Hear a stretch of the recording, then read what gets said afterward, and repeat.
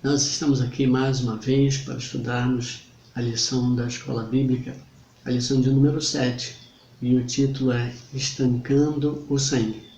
Mas antes de falarmos da nossa lição, vamos orar? Senhor Deus, nós estamos imensamente agradecidos porque nós podemos estar reunidos neste momento para estudarmos da Tua Palavra. Abençoa, Senhor, esses momentos que passaremos juntos, que cada coração possa estar sendo alimentado, possa estar recebendo aquilo de que necessita e que nós falemos, Senhor Deus, tudo aquilo que vem do Senhor. É em nome de Jesus que nós pedimos isso. Amém, Senhor. Bom, como nós já dissemos, o título da lição é Estancando o Sangue. E é um título bastante interessante. Quando eu li, eu fiquei pensando, poxa vida, estancando o sangue, hemorragia, o que ele está querendo dizer? Mas se nós formos ver, né, a que mandamento se refere essa lição, nós vamos perceber que o título é bem interessante mesmo. O mandamento diz o seguinte: não matarás. Está lá em Êxodo 20, o verso 13. Na minha Bíblia, né, na versão que eu tenho aqui, a NVI, o versículo 13 diz simplesmente, não matarás. Imagino que nas outras versões também seja assim, bem sucinto também. Ele está falando exatamente isso, não matarás. E mais à frente a gente vai ver que não existe realmente nenhuma exceção. O mandamento é esse, não matarás, ponto final. Tá? Mas ele começa a lição falando de alguns números. Eu reuni aqui, porque ele coloca isso espaçado, mas eu reuni porque eu achei assim tão impactante esses números que eu queria ler para os irmãos. Ele fala que nessas estatísticas, né, está assinalado que 60 pessoas morrem assassinadas por hora. A cada hora, 60 pessoas são assassinadas. Uma morte violenta. Em 2017, uma pesquisa disse que 1/3 dos brasileiros, 1/3, já teve um amigo ou parente, né, morto assim, de forma violenta. E ele diz que no mundo, 2 milhões de pessoas morrem de forma violenta a cada ano. E um suicídio acontece a cada 40 segundos. Vocês imaginam isso? A cada 40 segundos, uma pessoa está se suicidando. E ele não fala nem das tentativas, né? Porque esse número aumentaria muito. Uma pessoa por minuto morre de forma violenta. Cada minuto, uma pessoa morre. E 35 pessoas por hora morrem, né, em guerras. Isso é uma estatística de alguns anos atrás. Mas nós temos visto que hoje nós temos um conflito entre Israel e os palestinos. Está havendo um conflito lá em que muitas pessoas já morreram também, de forma violenta. Quando eu era mais jovem, eu ficava vendo os filmes de faroeste, e era muito comum naquela época, né, passar na televisão filmes de faroeste, e eu ficava pensando que viver daquela forma era uma forma, poxa, violenta, difícil de viver numa cidade, num lugar onde houvessem aquelas, né, mortes, todas aquelas lutas todas. Só que nós vivemos num tempo que é pior do que aqueles filmes. Se eu achava aquilo uma coisa violenta, poxa, imagina agora como é que está, né? Mas voltemos aqui para a nossa lição então. O 6º mandamento diz claramente que matar é pecado. Ele diz simplesmente, não matarás. Tudo que passar disso, naturalmente, será pecado, né? Então, nós temos que pensar muitas vezes nisso. É uma frase que nós ouvimos muito hoje, né? Bandido bom é bandido morto. Isso já, né? Especialmente nos últimos meses, a gente tem visto muito isso, né? Mas por que será que o homem vive ferindo esse sexto mandamento? Por que o homem, a humanidade como um todo, vive transgredindo o sexto mandamento? Por que será? E aí a gente vai ver que a origem disso é bem antiga mesmo. A origem disso é o pecado. O pecado que foi introduzido nas nossas vidas lá com os nossos pais, né? Adão, Eva. E o comentarista diz, e ele chama a atenção, né? Para uma coisa bastante interessante. Quando Adão, quando Eva pecaram e perceberam que estavam nus, o que Deus fez? Deus fez túnicas para eles de pele de animais. E aí o autor chama atenção para um fato.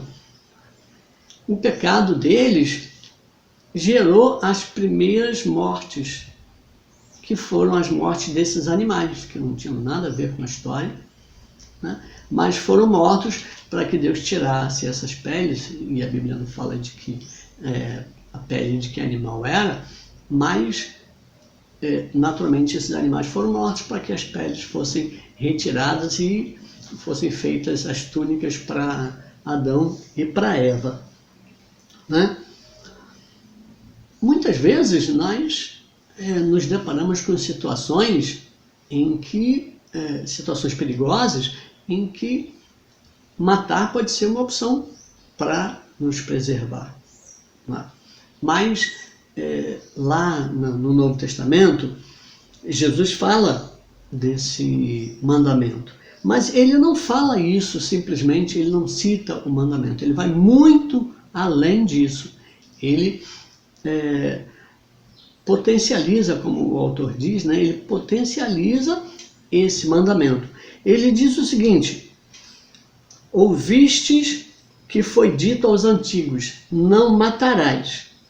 Eu, porém, vos digo que todo aquele que se irá contra seu irmão estará sujeito a julgamento, e quem proferir um insulto a seu irmão estará sujeito a julgamento do tribunal, e quem lhe chamar tolo estará sujeito ao inferno de fogo. Isso está lá em Mateus 5, os versos 21 e 22. Mas, naturalmente, né, se irá contra seu irmão sem motivo, né, chamar o seu irmão de tolo sem motivo, é disso que Jesus está falando aqui. O pecado que gerou a morte, o pecado que muitas vezes induz o homem a matar, não é tolerado por Deus, não é? Deus não tolera o pecado. E aí ele diz isso: não matarás. Mas o que Jesus quer dizer com isso? Né? Que essas coisas que ele diz que são além do que o sexto mandamento diz. Né? Então, o que é que Jesus está querendo dizer? Qual o real motivo do sexto mandamento? Jesus sabia que dentro de nós tínhamos aquela velha criatura, né? Tinha aquela velha intenção de cometer o pecado. Jesus sabia disso. E aí ele nos dá essa orientação, nos dá essas instruções. Por quê? Porque ele sabe que se nós não alimentarmos esse velho homem, ele tende a enfraquecer. Agora, se nós estivermos alimentando, estivermos em situações em que esse velho homem possa se alimentar, possa se fortalecer, vai ser difícil superá-lo. Então eu preciso não alimentar essa velha natureza para que ela se enfraqueça e eu tenha condição de suplantá-la, de vencê-la, porque senão vai ficar difícil, né? Agora, imaginem o seguinte, se nós estamos numa situação de conflito, e isso acontece a qualquer hora. Essa semana mesmo eu estive numa situação no trânsito, e aí nós temos aqui perto de nós, né, uma barreira, e muitos estão fugindo dessa barreira pelas ruas menores, né, por dentro, e aí o que acontece? O fluxo de veículos nas ruas menores, mais estreitas, aumenta, e essas situações de perigo aumentam também. E eu me vi envolvido numa situação dessa recentemente. Mas imaginem uma pessoa se envolvendo num conflito desse, se ela está armada. Aí no momento de nervosismo, de fúria, ela acaba usando essa arma, né? É o que tem acontecido muito, né, nos nossos dias, né? O comentarista fala de uma história, né, que ele estava conversando com um rapaz que estava muito nervoso, e ele estava falando justamente desse tipo de situação. Um outro rapaz havia, né, batido no carro dele e fugiu sem assumir, né, os prejuízos que ele tinha causado. E o outro rapaz estava muito nervoso. Ele foi atrás do primeiro rapaz, ele correu, mas como o outro parecia ser mais habilidoso que ele, conseguiu fugir. E ele estava muito nervoso porque não havia conseguido alcançar o outro rapaz. E estava falando disso, né, com o pastor, com o autor da lição. E aí ele disse, poxa, se eu estivesse armado, né, alguma coisa pior podia ter acontecido. E o pastor disse, não, o pior já está acontecendo, porque mesmo que ele tenha fugido, ele ainda está no seu coração causando toda essa raiva, toda essa ira. Então o pior já aconteceu. Por quê? Porque numa situação dessa, você acaba nervoso, né, procurando outras soluções que normalmente você não procuraria, né? Jesus espera mais de nós, né? Numa situação dessas, Jesus espera mais de nós. A situação em que eu me envolvi, né, foi uma situação em que não, né, se chegou a esse ponto, embora, né, tenha causado algum transtorno ali, não chegamos a bater, mas a pessoa saiu zangada, falando, xingando, mas não chegamos a um desfecho pior. Mas isso é muito perigoso e isso acontece muito. Por que então que existem tantas mortes violentas, tanta coisa acontecendo nos últimos dias? A gente liga a televisão e quando não se está falando de Covid-19, a gente está falando de mortes violentas. Nós tivemos a PM entrando numa comunidade nos últimos dias e aconteceram muitas mortes e pessoas a favor, pessoas contra, mas é uma situação em que o pecado está, né, aí causando tudo isso, né?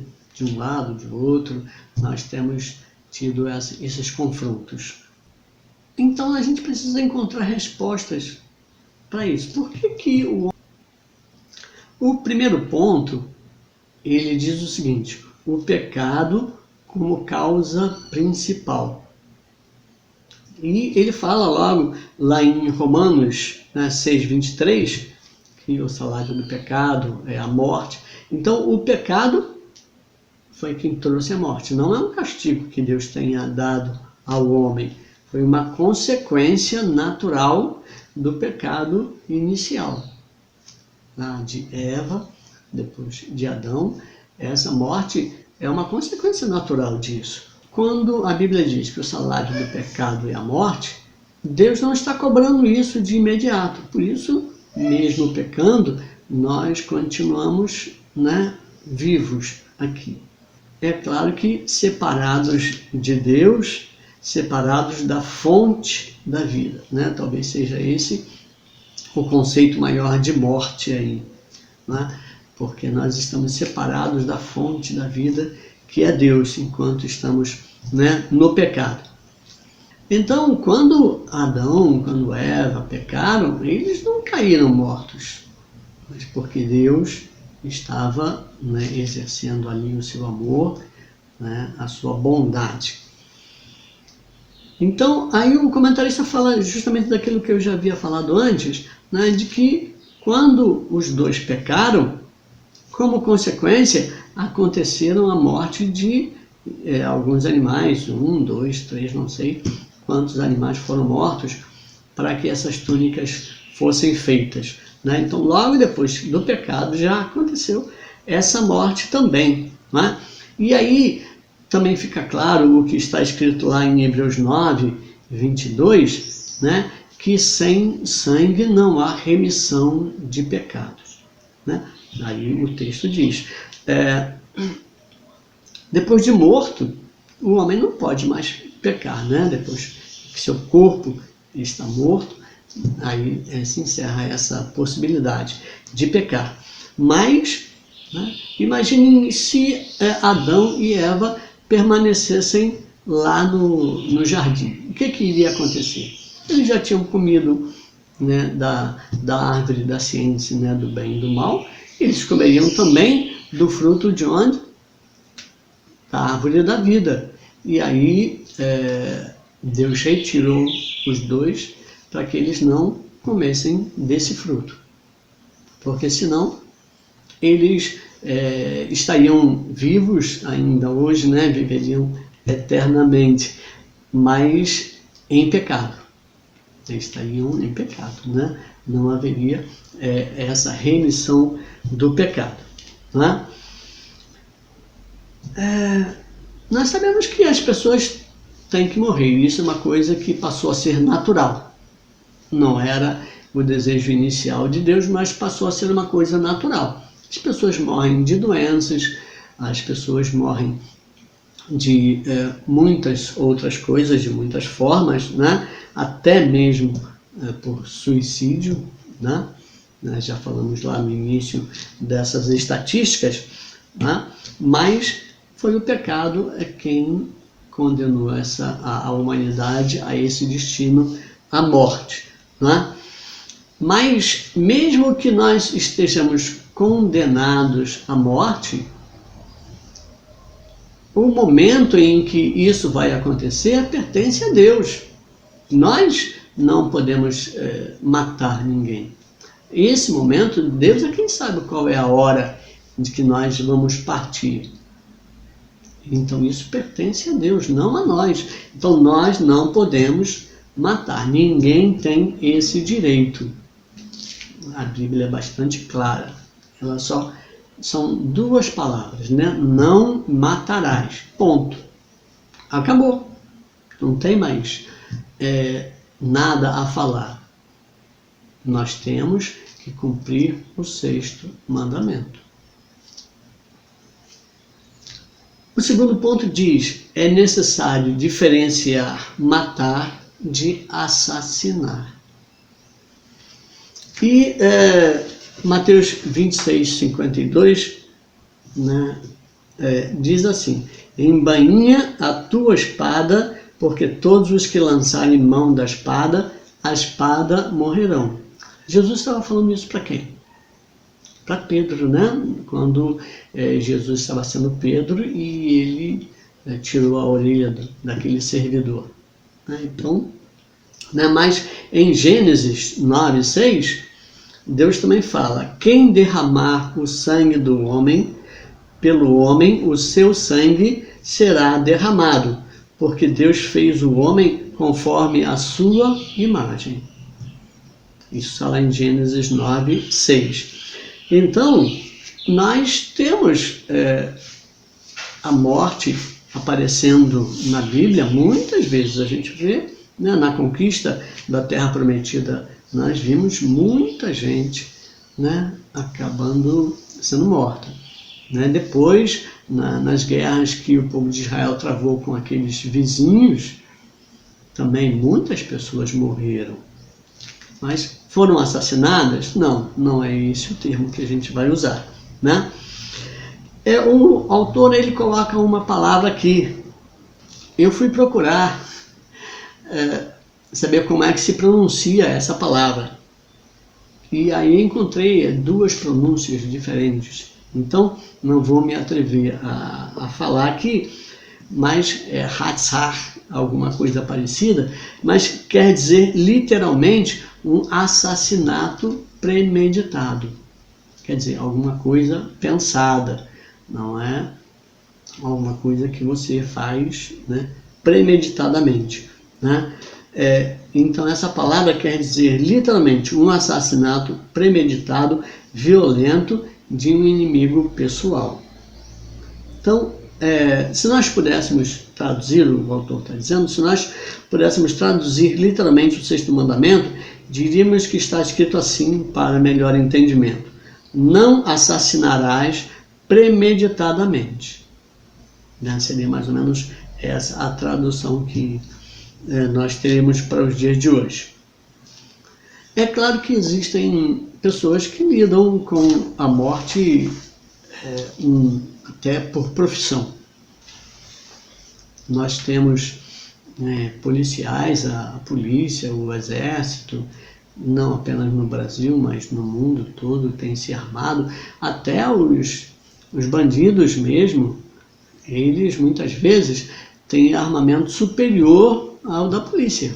Muitas vezes a gente vê isso acontecendo, né? Mas se um policial, né, aí de uma maneira justa, né, ele mata uma outra pessoa, né, um bandido, isso não é assassinato, né?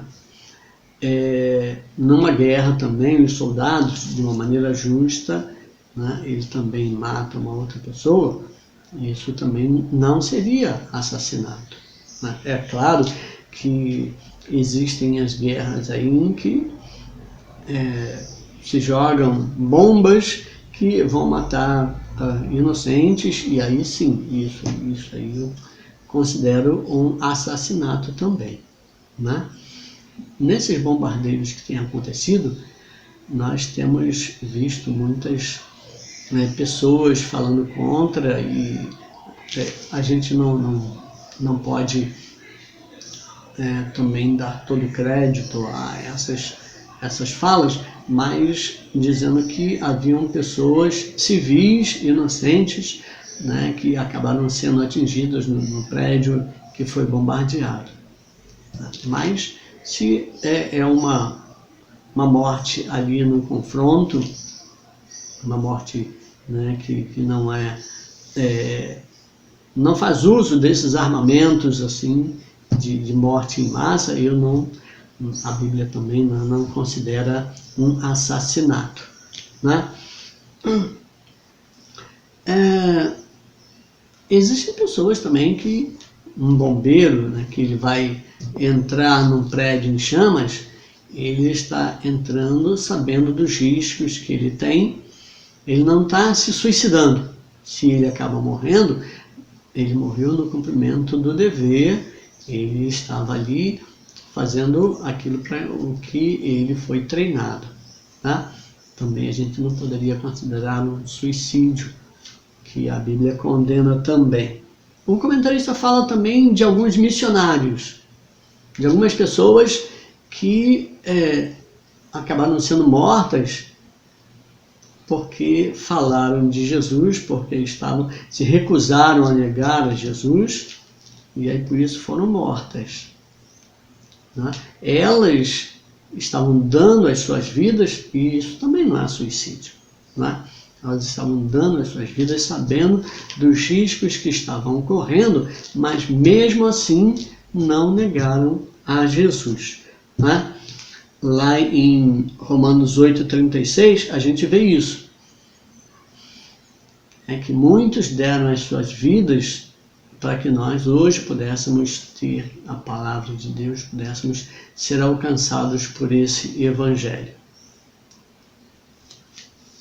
O terceiro ponto fala: não há exceções ao sexto mandamento. Aí alguém pode falar logo: poxa vida, mas e o aborto? E a eutanásia? Não existem situações em que eu poderia usar, mas a Bíblia é bastante clara, né? Não matarás.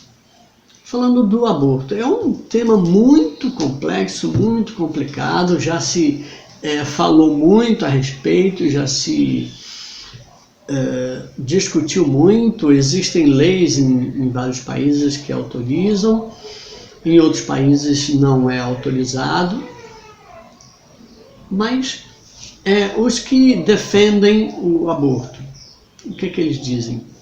Um dos argumentos, né, talvez o mais usado, é que a mulher é dona do seu corpo. Será mesmo? Ou o seu corpo pertence a Deus? E aí ficam falando: poxa, mas aí a mulher é dona do seu corpo, ela pode fazer o que ela achar melhor. Mas a criança, o bebê, o feto, não faz parte do corpo dela. Está lá, está alojado lá, mas não faz parte do corpo dela. Então esse argumento não é válido. Mas e se essa gestação for provocada por um estupro, por exemplo? E aí, o que a gente vai fazer? Bom, o que eu costumo dizer é que muitas vezes nós já vimos Deus transformar uma maldição em bênção. Deus já fez isso muitas vezes. E pode fazer nessa situação. Uma maldição, Deus pode transformar isso numa bênção. É claro que não existe uma receita de bolo, cada caso é um caso. De que maneira Deus vai fazer, vai transformar essa maldição numa bênção? A gente precisa pedir essa orientação a Deus. Só Ele vai poder dizer isso. Mas continua sendo,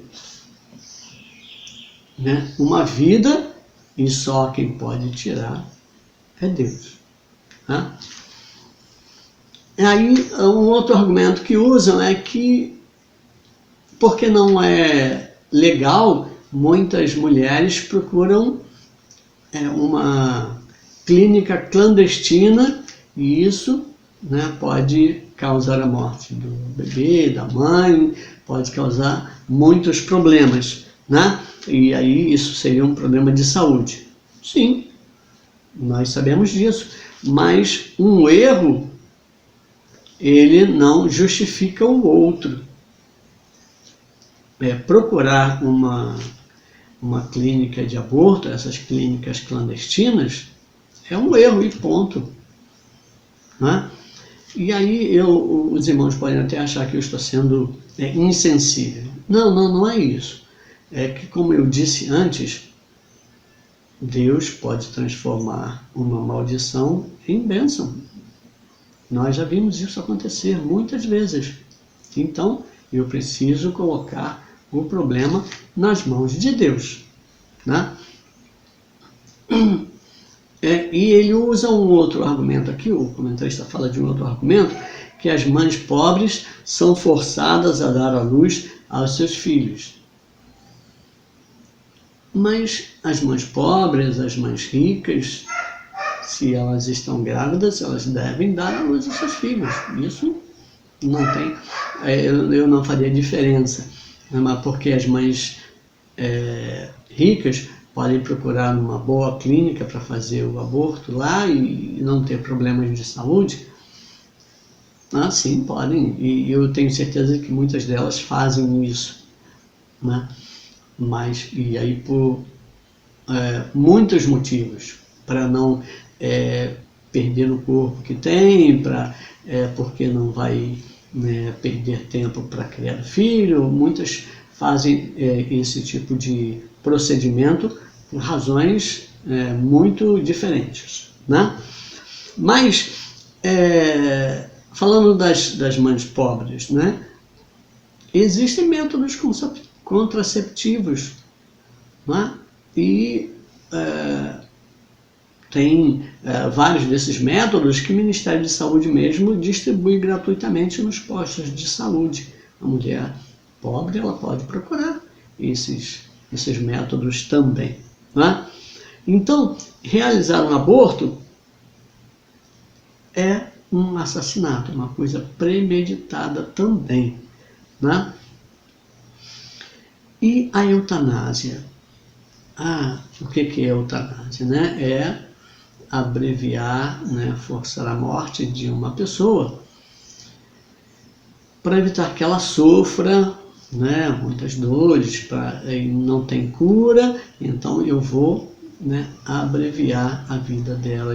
Mas, como nós já dissemos antes, só Deus é quem sabe qual é o momento, né, de que ela vai partir.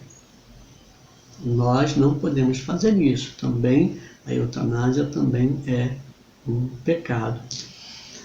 E aí, como eu falei, Deus sabe por que Ele está permitindo aquilo. Muitas vezes nós não sabemos, mas Deus sabe por quê. E compete a Ele fazer isso. Só Ele pode tirar a vida de alguém. Foi Ele quem deu a vida e Ele quem pode tirar a vida também, não é? Para pensar e agir. Você seria capaz de matar alguém para defender a sua família?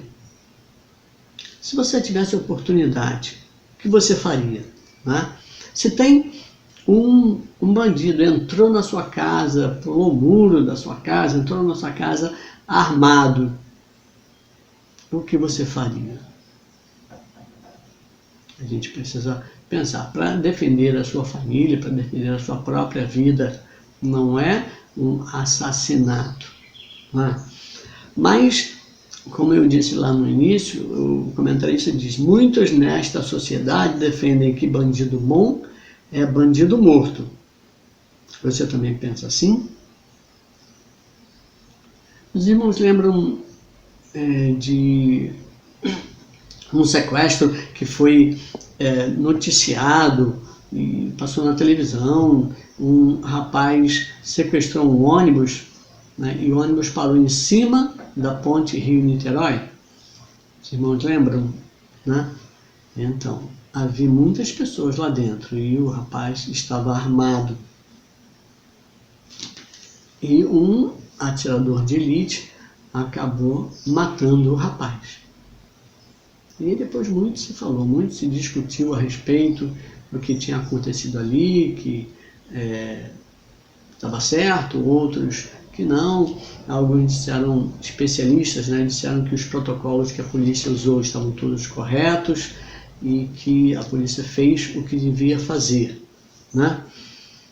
Então, o que a gente vai pensar a respeito? É claro que nós temos que pensar também, né, nas políticas sociais, no que o governo tem feito para evitar que essas coisas, né, acontecessem. Mas essas coisas são motivadas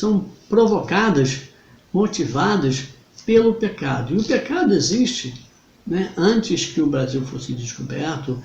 O pecado existe há muito tempo. Então, não se pode jogar simplesmente a culpa no governo, que não tem políticas sociais, que são governos corruptos, que acabam desviando as verbas que deviam ser usadas para essas pessoas. Mas não é só isso, né? O pecado é que tem motivado tudo isso. E nós devemos falar contra o pecado. E aí, para encerrar, que ele diz? Como estancar esse banho de sangue oriundo do caos social? E aí ele coloca uma opção, e a gente precisa escolher. Criando mais leis ou anunciar a paz que excede todo o entendimento humano? Em Filipenses 4, 7. E aí, o que é que nós vamos escolher? Criar mais leis. Há algum tempo atrás estava se discutindo a redução da maioridade penal para 16 anos. Né? Será que isso ia resolver o problema? Ou nós é quem temos a solução nas mãos e muitas vezes não apresentamos essa solução aos outros? É nossa responsabilidade. Né? Se nós apresentarmos essa solução que nós temos nas mãos, no coração, eu tenho certeza que muito dessa violência a gente vai conseguir evitar. Então, que Deus nos abençoe, que Deus possa completar, né, no coração aquilo de cada um, aquilo que eu não pude falar, que Deus possa nos orientar com relação a nosso procedimento, com relação a toda essa violência que está tão perto de nós a cada dia. Então, que Deus nos abençoe e tenham uma boa noite.